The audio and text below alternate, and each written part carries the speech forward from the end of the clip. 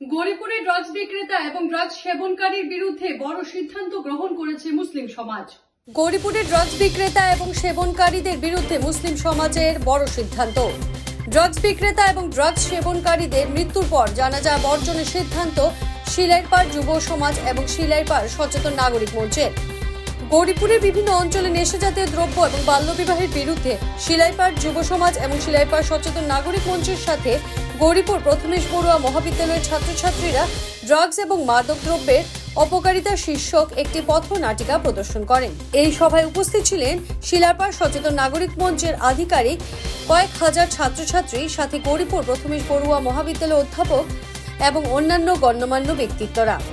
সমাজে চলে থাকা বাল্যবিবাহ, নেশাজাতীয় দ্রব্য বর্জন এবং নারী নির্যাতন রোধ করার এক পরিকল্পনার সাথে এই আলোচনা করা হয় পরিলক্ষিত হয়। সাথে এক সংকল্প নেওয়া হয় যে মুসলিম এলাকায় ড্রাগস বিক্রি করা এবং ড্রাগস সেবন করা ব্যক্তির মৃত্যুর পর জানাজা বর্জন করার সিদ্ধান্ত গ্রহণ করা হয়েছে। অ্যাকচুয়ালি শিলাইপাড় যুব সমাজ, শিলাইপাড় সচেতন নাগরিক মঞ্চ, মানে বিশেষ করে আজি কেমা বা ধরি আমি দেখি পাইছো, মানে এটা সন্ত্রাস, এটা নামি গৈছে গ্রাম অঞ্চল এলাকাত। কিহৰ সন্ত্ৰাস? এইটো মানে ড্ৰাগছৰ সন্ত্ৰাস, ভয়াৱহতা।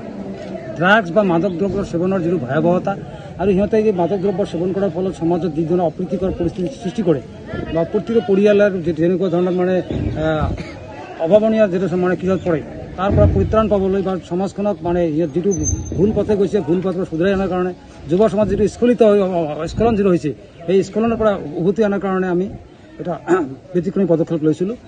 সচেতনতা সভা সবাই সকলোৱে কৰে, কিন্তু আমি আমাৰ প্ৰগ্ৰামটো বেলেগ ব্যতিক্ৰম আছিল। আমি দিনজোৰা কাৰ্যসূচীৰে আজি আমি কাৰ্যসূচী অনুষ্ঠিত কৰিছোঁ। ৰাতিপুৱা 8 বজাত আমাৰ পতাকা উত্তোলন আছিল, নাগৰিক মঞ্চৰ পতাকা উত্তোলন কৰিলোঁ।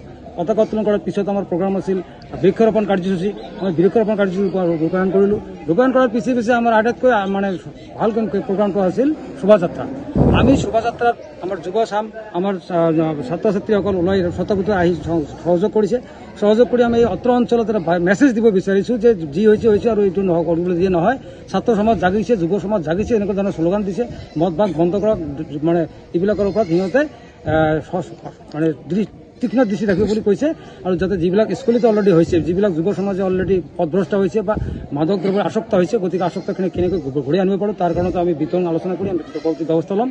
আৰু আচল কথা হৈছে যে আমি মাদক দ্ৰব্য নিবাৰণৰ ক্ষেত্ৰত আমি আমাৰ প্ৰগ্ৰামটো গোটেই প্ৰগ্ৰামটো কেনেধৰণৰ পদক্ষেপ ল'ব যিসকলে মানে নিচাজাতীয় দ্ৰব্য সেৱন কৰে? এই ক্ষেত্ৰত আমি প্ৰশাসনৰ ফালৰ পৰা আমি মাতিছোঁ। প্ৰশাসনৰ মুৰব্বী ইয়াত আহিব, আমাৰ থানাৰ অচি মহোদয় ইয়াত আহিব।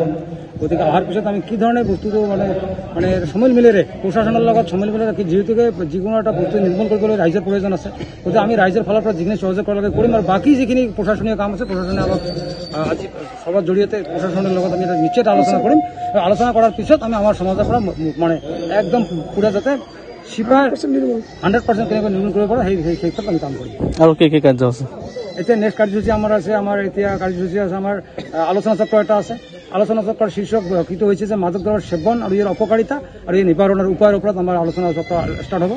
তাৰ পিছে আমাৰ আছে 2 বজাৰ পিছে আমাৰ সচেতনমূলক গীত পৰিৱেশন কৰিব। ইয়াত আমাৰ এটা টিম আহিব, কলা কৃষ্টিৰ টিম আহিব, সিহঁতে গীত পৰিৱেশন কৰিব।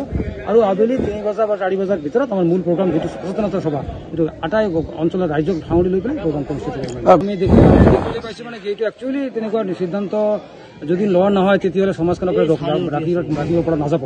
কাৰণ সমাজত যি হাৰে বৰ্তমান বিশেষকৈ গাঁৱলীয়া সমাজৰ বা আমাৰ ওচৰে পাজৰে যি ধৰণৰ মানে ড্ৰাগছৰ আসক্ত বা মাদক দ্ৰব্যৰ আসক্ত যদি হৈছে, নিচাগ্ৰস্ত যিটো আমাৰ যুৱকসকল যি ধৰণৰ মানে স্খলিত হৈছে, গতিকে তেনেকুৱা শক্ত বা তেনেকুৱা কঠোৰ পদক্ষেপ নল'লে সমাজ ৰক্ষা নহয়। গতিকে সেই ক্ষেত্ৰত আমি বিবেচনা কৰিম। আজি সভাৰ জৰিয়তে আলোচনা মৰ্মে আমি বিবেচনা কৰিম যে তেনেকুৱা সঠিক মানে তেনেকুৱা কঠোৰ পদক্ষেপ লোৱা যায় নেকি, বা যিজনে ড্ৰাগছ সেৱন কৰে বা যিকোনো তেনেধৰণৰ নিচাজাতীয় থাকে, তেনে ক্ষেত্ৰত আমিও যিটো আমাৰ শৰীয়ত যিটো আছে, আমি জানাজা সম্পন্ন আমি আমাৰ কবৰস্থানত ঠাই নিদিম বুলি আমি আজি সিদ্ধান্ত ল'ম বুলি আমি আশা রাখছি। Thank U.